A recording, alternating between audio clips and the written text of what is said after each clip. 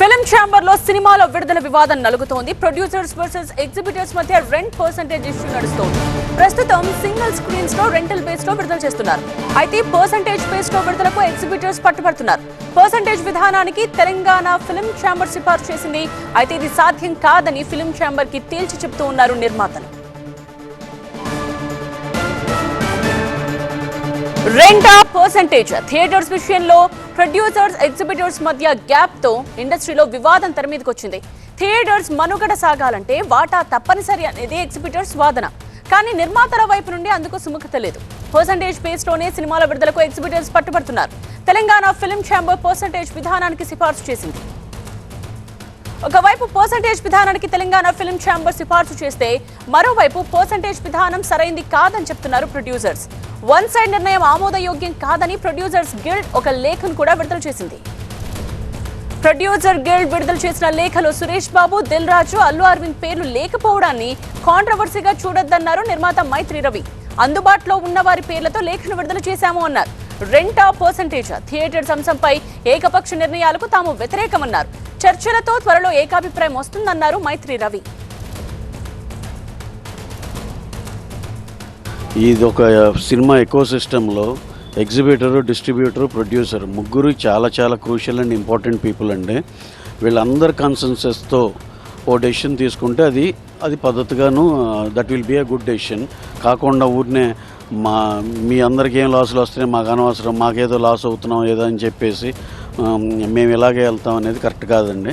మీరు ఇలా ఊరినే ఓవర్ నైట్ మేము ఇలా కుదరదు ఇలా చేస్తామంటే దట్ ఈస్ నాట్ రైట్ అనే దాంట్లోనే మేము కూడా మా ప్రొడ్యూసర్స్ అందరి తరపున గిల్డ్ నుంచి మేము అందరం కూడా ఒక సర్క్యులర్ రిలీజ్ చేసాము. ఇప్పుడు మాకు థియేటర్స్ ఉన్నాయి, మేము కూడా దాని మీద ఏమి వీఆర్ అగేన్స్ట్ ఇదే, మేము హ్యాపీగానే ఉన్నాం, రన్ చేసుకోగలుగుతున్నాం అన్నాం అని చెప్పి నేను అందరికి అదే సిస్టమ్ ఉంది, ఎవరు ఇబ్బంది పట్టలేదు అనే పాయింట్ అయితే అంటలేదండి. ఇప్పుడు ప్రొడ్యూసరు హ్యాపీగా లేడు, డిస్ట్రిబ్యూటర్ హ్యాపీగా లేడు, ఎగ్జిబిటర్ హ్యాపీగా లేడు. ఒక ఎగ్జిబిటర్ మాత్రం సపరేట్ చేసేసి మేము ఇలా వెళ్తే మేము బెటర్గా ఉంటాం అనేది కరెక్ట్ కాదు.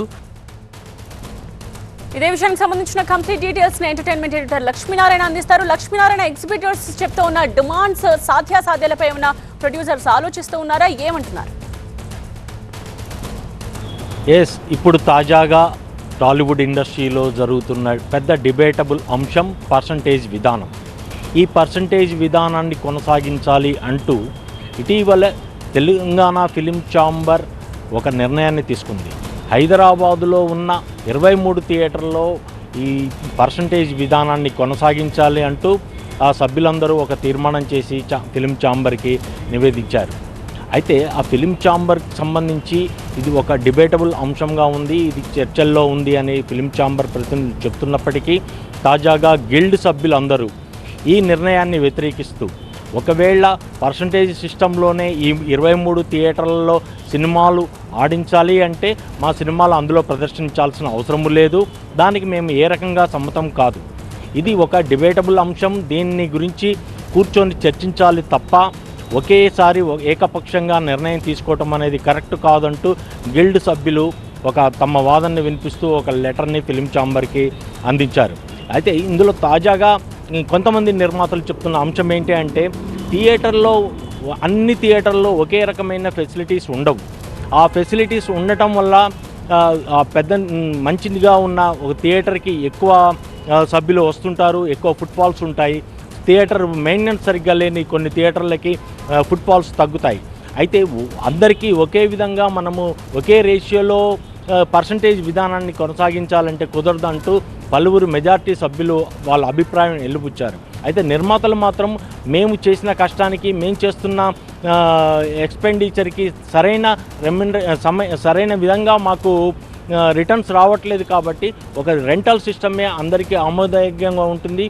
ఒకవేళ ఈ రెంటల్ సిస్టమ్ని తీసేసి పర్సంటేజ్ సిస్టమ్ని తీసుకొని రావాలన్నా కానీ ప్రస్తుతం నిర్మాణంలో ఉన్న సినిమాల అన్నిటినీ అయిపోయిన తర్వాత తదుపరి వచ్చే సినిమాలకు మాత్రం ఇప్పటి నుండి ప్రారంభోత్సవం అయ్యే సినిమాలకు మాత్రమే ఎలాంటి అవకాశం ఉంటుందని మరికొందరు నిర్మాతల అభిప్రాయం వెల్లబుచ్చుతున్నారు. చూద్దాం మరి ఎంత చర్చకు ఈ అంశం దారితీస్తుందో అనేది వేచి చూడాల్సే ఉంది. రైట్ లక్ష్మీనారాయణ.